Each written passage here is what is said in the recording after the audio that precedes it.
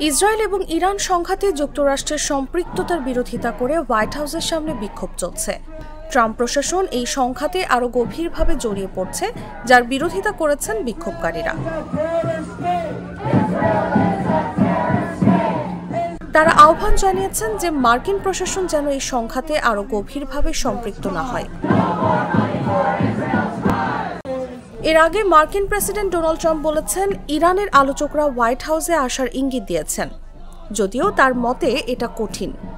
তিনি বলেন তিনি নিশ্চিত নন যে সংঘাত কতটা দীর্ঘ হবে, কারণ ইরানের আকাশ প্রতিরক্ষা ধ্বংস হয়ে গেছে। খুব সাধারণ দুটি শব্দ, নিঃশর্ত আত্মসমর্পণের কথা উল্লেখ করেন ট্রাম্প। তিনি বলেন তিনি বিশ্বাস করেন ইরানের পরমাণু কর্মসূচির উদ্দেশ্য খারাপ।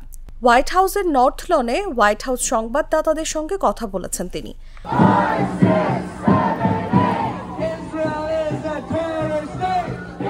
এদিকে হোয়াইট হাউসের সামনে অবস্থান নেওয়া বিক্ষোভকারীরা বলছেন তারা ইরানে ইসরায়েলি বোমা হামলার বিরুদ্ধে ইসরায়েলকে কোটি কোটি ডলারের সামরিক সহায়তা প্রদানের মাধ্যমে মার্কিন যুক্তরাষ্ট্রের জড়িত থাকার বিরুদ্ধে বিক্ষোভ করছে এবং তারা ট্রাম্পকে এই যুদ্ধের গতিশীল অংশে সরাসরি জড়িত না হওয়ার অনুরোধ করছে।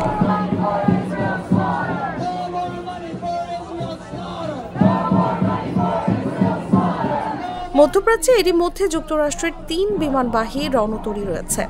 বিক্ষোভকারীরা নিশ্চিত করতে চান যে এগুলো আক্রমণাত্মক উদ্দেশ্যে নয়, বরং প্রতিরক্ষামূলক উদ্দেশ্যে সেখানে অবস্থান করবে।